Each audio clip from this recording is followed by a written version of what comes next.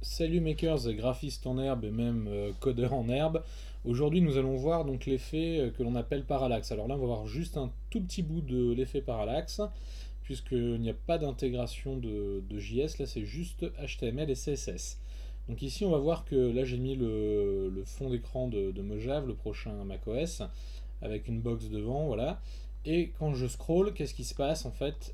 Les images se superposent les unes aux autres et je me suis inspiré en fait du fond d'écran changeant pour créer une sorte de parallaxe. Voilà, donc en fait l'image de fond reste fixe et des images viennent se superposer en fait les unes aux autres en fait comme si elles se mettaient les unes par-dessus les autres.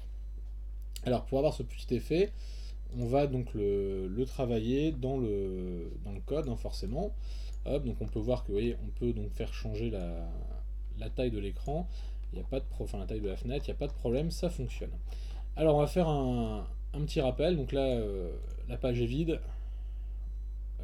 Oui bah oui, oui, il n'existe plus. La page est vide. Hop, on va faire enregistrer, on va faire enregistrer. Regardez, je vais faire un petit refresh, nous n'avons plus rien. Alors, on va reprendre au départ. Donc déjà, on va aller chercher sa petite balise HTML, voilà, pour avoir tout le DOM de taper, et on va voir comment ça fonctionne. Alors, pour faire du parallaxe, et avant de rentrer dans le CSS, on va donc remettre quelques petits éléments en place. Donc si on analysait bien ce qu'on a vu avant, j'ai donc, je peux pas revenir en arrière, j'ai donc ici trois balises qui vont être dans body. Alors déjà on va mettre un titre, ma page parallaxe,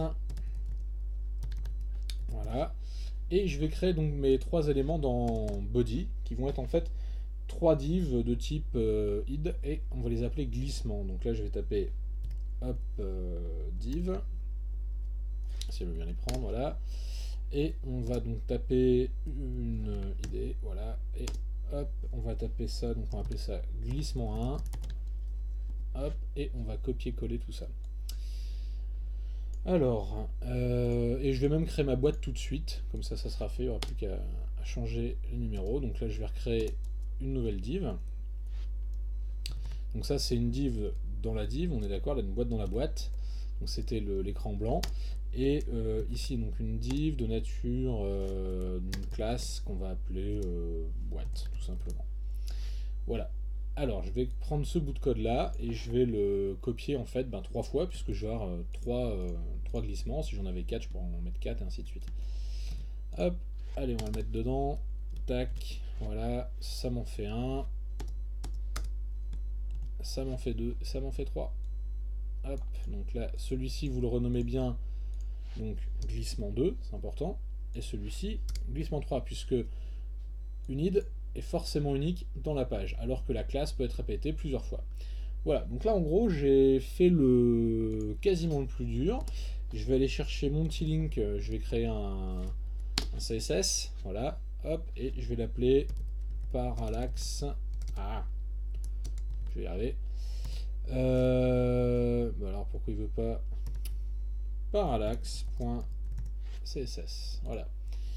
Bon, ça je vais pouvoir enregistrer parallaxe HTML et hop, maintenant on va passer donc à notre CSS. Donc là on a quasiment fait le plus dur, hein.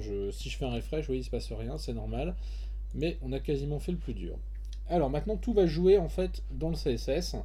On va déjà faire une première chose, on va réinitialiser HTML et body.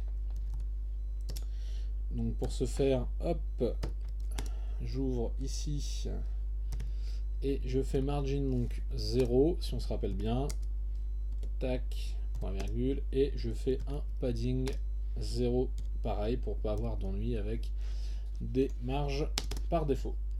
Ensuite je vais avoir besoin de plusieurs choses, donc on va en taper qu'un. Alors je vais taper donc glissement, donc pour appeler glissement, vu qu'ici c'est une id, on va donc aller chercher ici non pas l'astérix mais le dièse. Et je vais taper donc glissement et je vais taper ici un. Hop, je vais ouvrir et je vais donc aller chercher un background, donc image forcément. Hop, donc ici vous voyez j'ai déjà préparé mes images. Donc j'ai Mojave 1, Mojave 2 et Mojave 3. Alors au niveau de l'arborescence, comment ça marche? J'ai ici donc mon index parallaxe HTML qui est dans le même dossier que image. Donc ici, ce qui m'intéresse, c'est que je vais aller chercher donc background, et dans background, je vais taper donc URL. Voilà, j'ai mes petites parenthèses qui s'ouvrent. Et là, je vais donc lui donner le chemin. Donc le chemin, c'est assez simple. Je commence par un point, c'est la racine, slash, donc le dossier s'appelle image, donc je saute dans image, slash mojave, et c'est mojave 1.jpg, voilà, JPG, et je vais lui donner maintenant des propriétés. Donc je vais dire que je veux qu'il soit centré, hop, 0, ne bougera pas, no repeat. Alors vous allez comprendre pourquoi, no repeat, et je vais le fixer. Comme ça, je suis sûr que mon image ici, elle sera bien, je dirais, cadrée, et elle va pas se répéter, et elle sera en position entre guillemets fixe. Je vais ici mettre un background size, et je vais utiliser donc ici, oh là j'avais fait une faute, je vais utiliser la fonction donc, cover, hop là, de façon à ce que l'image se mette bien dans toute la fenêtre. Après, je vais donc lui donner une hauteur. Ici, la hauteur, je vais définir une hauteur de 1024. Je pourrais mettre 900 ou n'importe quoi. 1024 pixels. Et je vais mettre ici un width à 100% par contre. Voilà, pour qu'il s'applique sur l'intégralité de notre fenêtre. Et ensuite, pour le moment, c'est bon. Voilà, on est bon. Donc là, ce que je vais faire, c'est que je vais copier ça 3 fois. Tac. Et j'ai juste deux numéros à changer. Hop, tac. Donc là, ici, on passe à 2 et mojave 2. Et là, on passe à mojave donc 3. Et je passe donc ici à 3 aussi. J'enregistre. Et si je fais un refresh, voyons ce qui se passe. Vous voyez, j'ai bien mes images qui se superposent les unes aux autres. Voilà. Jusque-là, tout le monde est d'accord. Maintenant, ce qui va m'intéresser, c'est d'aller chercher en fait mes boîtes. Donc mes boîtes, je vais pouvoir les manipuler d'une manière assez relativement simple. On va créer donc une boîte en plein milieu. Et cette boîte en plein milieu, en fait, on va lui donner une opacité, on va lui donner des marges, on va lui donner alors un padding. Alors rappelons-nous que les marges c'est la partie extérieure, le padding c'est la partie intérieure. Donc ici, ce que je vais faire tout simplement, c'est mettre le padding en fait sur glissement, le padding top par exemple, ici sur notre balise glissement, là où il y a glissement, et non pas sur notre balise où on a créé la classe boîte. Voilà, donc ça sera le petit, je dirais la petite chose qui va diverger au niveau de la mise en page. Mais sinon le reste, c'est relativement assez simple. Donc on va commencer à appeler donc notre boîte. Alors notre boîte, on va faire point, parce que c'est une classe boîte. J'ouvre. Hop, je me suis trompé de touche. Où est-ce qu'elle est? Elle est là. Et ici, ce que je vais faire, c'est que je vais déjà lui donner donc une hauteur, 8, je vais dire 800 pixels. Voilà.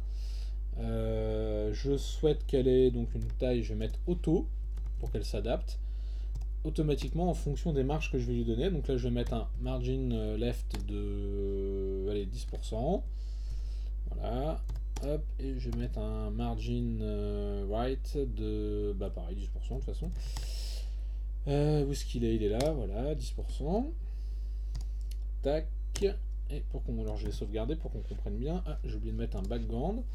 Donc là, je vais mettre un background RGBA.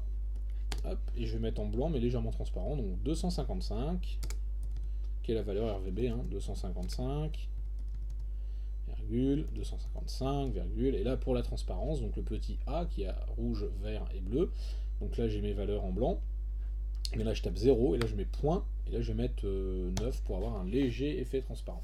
Voilà, 1 étant la valeur la plus opaque, et 0 point, la valeur la plus transparente. Je peux mettre 15 aussi, enfin voilà, on peut jouer. Hop, je sauvegarde et voyons voir ce qui se passe. Hop là. Donc là, on voit bien que j'ai ici, vous voyez, hop, ma boîte, elle fait bien, donc elle démarre en haut, elle fait bien 800 pixels, elle s'arrête. Elle est bien au-dessus de tout, par contre, voilà, elle tape en haut. Alors ici, si je mets un margin sur boîte, je pourrais très bien dire, du coup, je mets un margin top. hop, de 10% aussi. Qu'est-ce qui va se passer? Et voilà, regardez, hop, vous voyez, il tape en haut. Bah, pour éviter ce petit effet, je vais le supprimer là. Et je vais simplement dire à glissement ici, je vais dire voilà, on va mettre un padding de 10%. Hop, donc c'est la marge intérieure. Tac, je sauvegarde, refresh, et voilà, vous voyez. Donc là, ça tape toujours en haut. Oui, alors là, j'ai pas mis top, donc mon padding s'est fait sur l'intégralité. Espèce de bourse. Voilà, hop, tac, voilà, là c'est bon.